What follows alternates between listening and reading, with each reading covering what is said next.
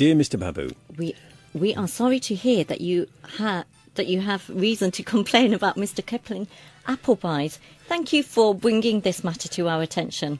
Our aim at all times is to manufacture and sell only the highest quality. There we are. That's it.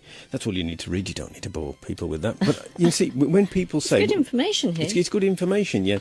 So I've got to say a very good morning going out to Mr. Kipling. Thank you very much. Because I complained. I said, look, I ate 6 apple pies in one go, right? Because I thought, I can't give these away to anybody. You know, once you start. So I was sitting in the car. I thought I'll have one. And the top was loose, you see. I wasn't happy. So then I took out another one. The top was loose. I thought, well, this isn't very good, is it? Then I took out another one. Then another. So then I then emailed them. Right. They didn't receive my emails, so I phoned them on their free phone number, 0800. Right. Free. And I said to them, I said, look, I like your apple pies, but the point is, if you, excuse me, if you don't want me to, give you bad publicity, you need to be aware that obviously I'm not happy. She said, oh, Mr. Babu, I am so sorry to hear that you were upset about it. She said, would you like some vouchers? I said, well, would I? Yes. Yes, please. So then on the 17th of March, as you can see, 2010, she sent me this letter, and I'm going to say, Gail from the Consumer Relations Advising Department, thank you very much. Much appreciated. And thank you very much for the apology, alongside with the £4 vouchers, of course. That's right, yes. So that was that your objective in the first place, really? Be honest. No, of course it wasn't, G. Listen, if you really like somebody, or if you like a product, you would complain. And the reason why you'd complain is to say to them, look, your standards have dropped. Right? For example, somebody gave me a samosa, and I didn't like it. It's my job to tell them. Okay. Yeah?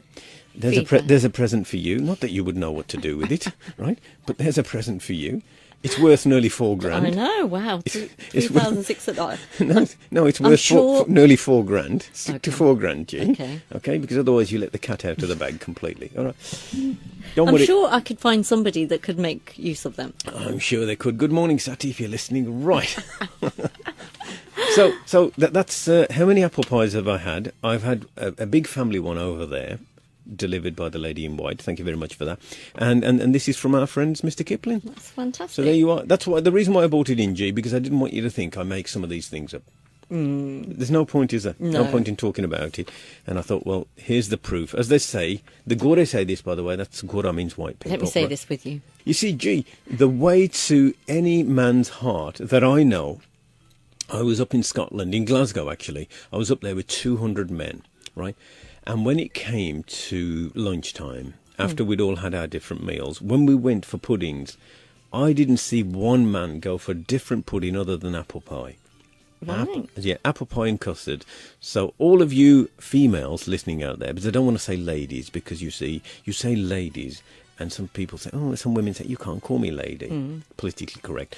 But all you females listening out there, if you want to get to your man's heart, the way to get to your man's heart is through an apple pie, apple crumble, with hot piping custard. Well, I've always assumed that a way to a man's heart is through his belly. Any food will do. I even actually know somebody that a way through to his heart is a Kit Kat. All right. Well, then, we need to take a break. Anyway, here's a track for all you romantics out there. I'm sure there's one or two of you out there, from a film called Murder. God, murder, yes. Yeah. Kill them. Very romantic, isn't it? Anyway, it's with a heavy heart, G, that I'll have to share this story with you. Okay. Just turn that music down a little bit. Harry Carpenter. Now, I know you've probably never heard of him, but he was an absolutely fantastic commentator, well known for the boxing world. Right. Okay.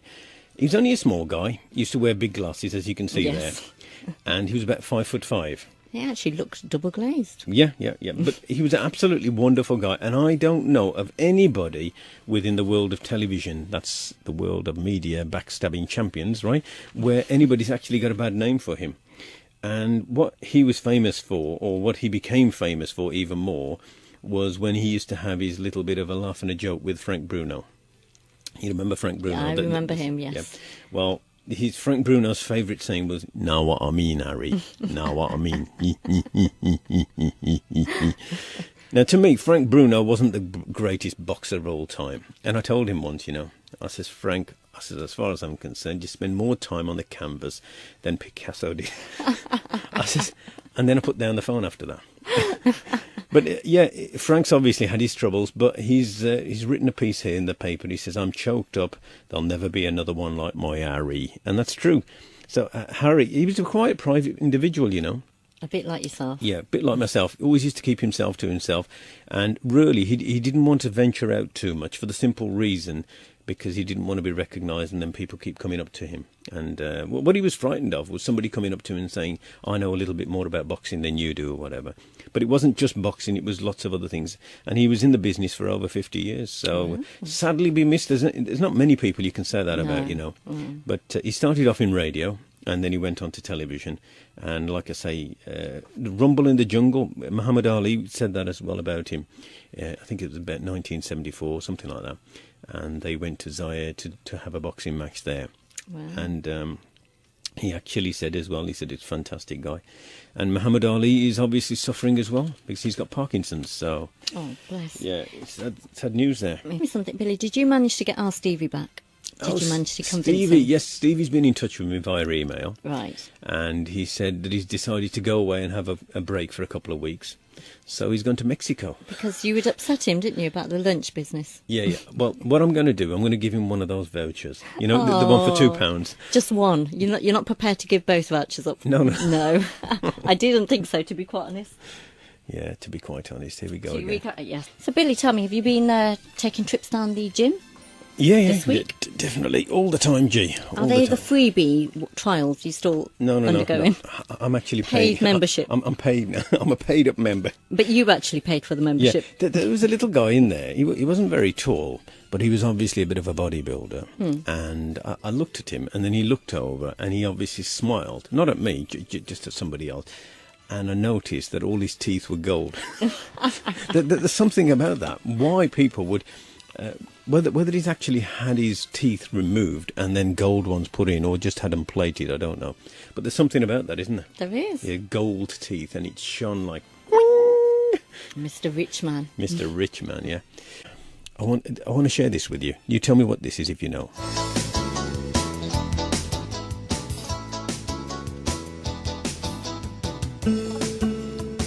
You know what that is? I know what that is. Go on. Heartbeat. Heartbeat, that's right, yes.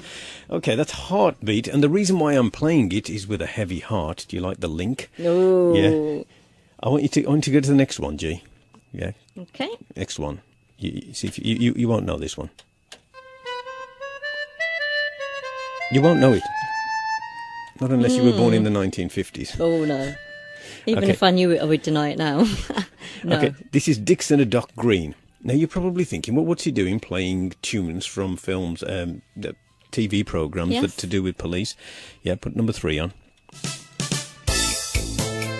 It's because the bill is coming to an end this autumn. That's what's happening. After 27 years, ITV have decided to axe the bill. So that's what's happening. So if you're a fan of the bill, that's what's going to happen. They've said, we started back in 1983. It hurts and it's a great shame, but I think it's time to move on because it's becoming a little bit boring. I was a great fan of that. Yeah? Was you a great fan of the bill? I mean, I must say I watched a few episodes to start, but I mean, after that I didn't become a fan of it. It became a little bit too complicated. I want you to put another one on for me. Number 7, track 7. Number 7, here we are. Right, track 7. You won't know what that is. That's Tag It.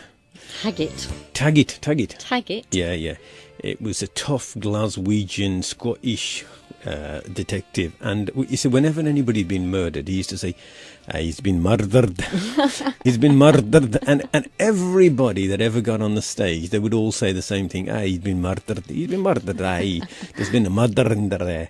Yeah, so that was what Tag It was about. Now, even though the guy playing Tag It has passed away, they still call it Tag It. Okay. Put on number 9 for me. Number 9. I'll tell you what, if you remember this one, I'll eat my hat. No. I remember this one. No, you don't. No, you don't. Yes, it is. It's the theme from Z-Cars. No. What you're doing is you're cheating now. No, I'm not. I remember this one. Yeah, it was Z-Cars. Yeah. Z-Cars. Z-Cars, yes. Another point to me and you. Yeah. Okay, the final one. Play track 10. Hold on, what's my prize for this? There's no prize. No prize. There's no prize for I'm guessing. disappointed. Yeah. Can I have your other voucher? Okay, that's the Sweeney. A lot of young lads, as I was growing up in the 70s, they all loved the Sweeney. The Sweeney and the Professionals. And in the Sweeney, you had Jack Regan, hard case, George Carter, hard case, and the boss, Haskins. And they were always drinking whiskey before a job and always smoking too much. And actually, in real life, that's what killed Jack Regan. Oh, right. Yeah, drinking and smoking too much. And the crazy part about it is both of them weren't very tall. And yet they used to take on these 6'4", double-barrel shotgun wielding robbers. Yeah. Anything after it. All right, governor, yeah, going to go and do a job now. Have a whiskey then. Have a whiskey and have a fag. Do you remember Dallas? Yes, everybody remembers Dallas, Oh. gee. I mean, Dallas was the one for Asians, wasn't it, really? Oh, yes. Who was allowed to watch it? Kids wasn't allowed to watch it. I must admit, I wasn't allowed to watch it. No. With Dallas, what you'd got is you'd got the family. You'd got J.R. Ewing, who was the bad man, right? And then you got Bobby, who was supposed to be good, and poor Sue Ellen, she used to suffer. And then I used to know 2 or 3 families that actually named their family members J.R.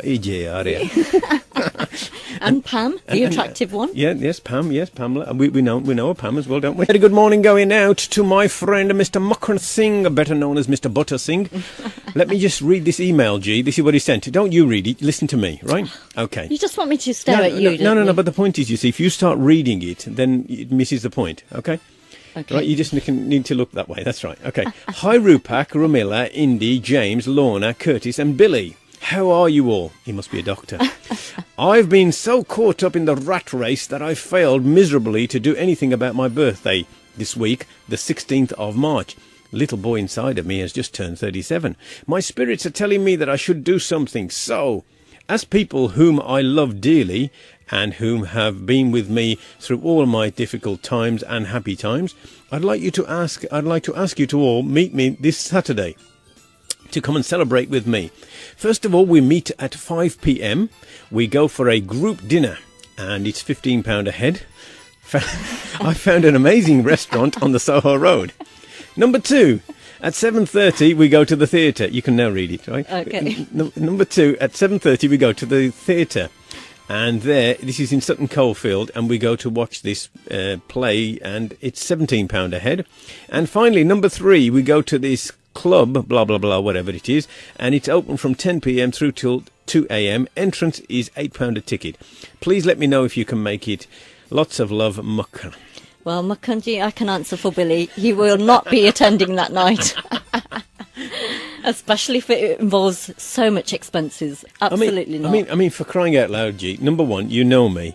I'm always busy anyway, right? But secondly, to say I'd like to invite you to my birthday do, right? It's going to cost you £15 at one place, £17 at another place. That's £32, isn't it? That's right, yeah. And another £8. That's 40 quid. That's 40 quid. And that's not the drinks and anything else included. No, and that's definitely going to be a no-show for you. 40 quid. For a night out. Muckan, what are you thinking? You obviously don't know me that well. No, he obviously doesn't. Yeah, and obviously, am I going to be out with a bunch of lunatics? And I don't mean Ramila, Rupak, Indy, James, Lorna, Curtis I and should gang. hope Right? not. I don't mean that. I mean the other lunatics that are out and about at 2 o'clock in the morning. Do I really want to be with you lot? The answer is no. I'm not interested. It's amazing, isn't it? It's amazing how somebody can say that you're a friend and then they don't know you. No, that's right. They don't know. Gosh. What it says. No, don't read the name. Okay. What does that say? The will's number 1. Odour destroyer. Yeah. Banishes what? Smells. Bad smells. Yeah. Leaving fresh, clean air. Right. Okay. Now then, I went into a house. I can't tell you which one, but I went into this house, right? And I picked this up. But there wasn't one. There was 3 of them. And the girl, we'll just call her Sunita, right? She's put 3 downstairs, 1 in the kitchen, 1 in the hallway, 1 in the dining room. And she said, because I hate the smell of tadka. And I said to her, sadly, I said, Sunita, it doesn't work. I said, because the first thing, when I pulled onto your car park, you've got a little car park outside. I said, when I pulled onto your carport, I said, that's the first thing that hit me was the tadka smell. Bang! It hit me. I said, when I came through the door, I could smell it in my coat, in my hair and everything. So, let me tell the Western world, that's everybody that's living in the West, that these so-called odour destroyers and whatever, they may work on fish and chips and jacket potatoes and that sort of thing, right? But they do not work on tadka.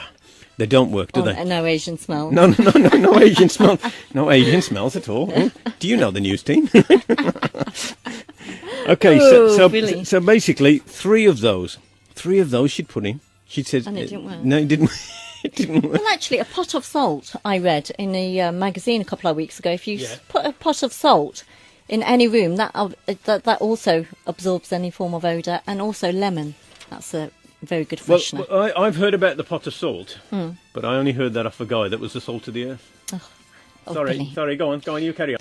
Okay, we've got strikes on at the moment. I don't know whether you know this or not, so if you're getting ready to go on BA, sadly they've gone on strike again for another 4 days. Willie Walsh, that is the name of their boss, he's saying that they're going to carry on. We shouldn't have a problem doing this. And obviously the union guys are saying, you've got a fight on your hands now, mate. You've got well, not Black Country, they said Cockney, aren't they? You've got a fight on your hands, ain't you? Yeah. So that's what's happening. Bit of a remix. The National Rail, they're looking of going on strike as well. And even the civil servants went on strike, G. Wow. No one noticed, by the way. That's what I've heard. I don't know how true it is. And the budget, it was a big week. It's been a big week, hasn't it, really? Yeah, the budget. Did you hear that the cider has gone up? I have. Did you ever remember, do you remember that cider advert, with the arrows? Yes. Yeah. Alistair, darling, be careful if you go down the countryside. They're in Cornwall and around that area. I'll tell you what, they'll be doing a cider ad with you there. I told you about David Cameron, and also our friends in the politicians. I just love them. Stephen Byers, Patricia Hewitt, and Jeff Hoon. They were caught on I think it was Channel 4 programme, and they were touting lobbying for business. And what they were saying, Stephen Byers said, I'm like a taxi for hire. I thought you had a blinking expensive taxi. £5,000 he wanted for a day.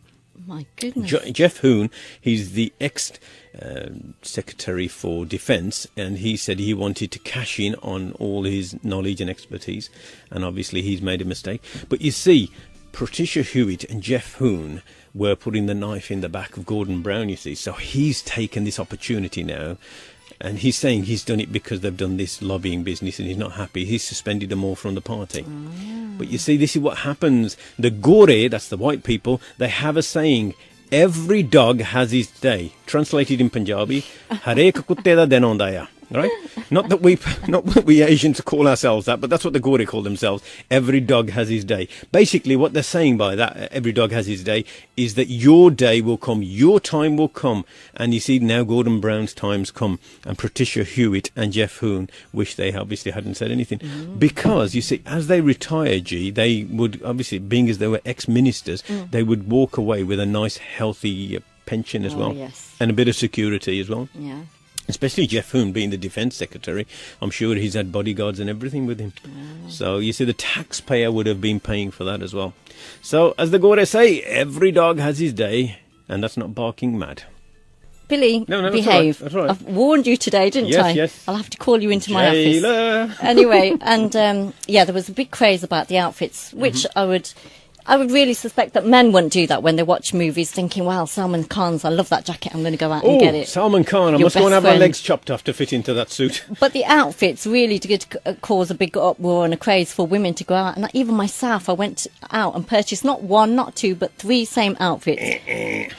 Of different colours. Yeah. But what would you know about fashion? I've got no idea. I'll admit to that. If it involves spending, Billy, you're not interested. Anyway, if you come here to Radio XL, as you come through the door downstairs, you will see a life-size poster of Salman Khan. It's life-size because it's only about 3 foot high. And if you don't believe me, come and have a look. And that's the truth. Now, Imelda Marcos, do you know who this woman is? Do you know who she is? No. No, you don't. Well, you should know. Imelda Marcos is the widow of the late president from the Philippines.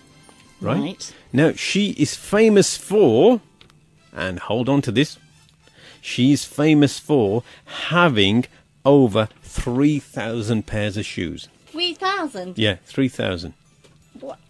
God, I thought I was bad with 2,000. Yeah.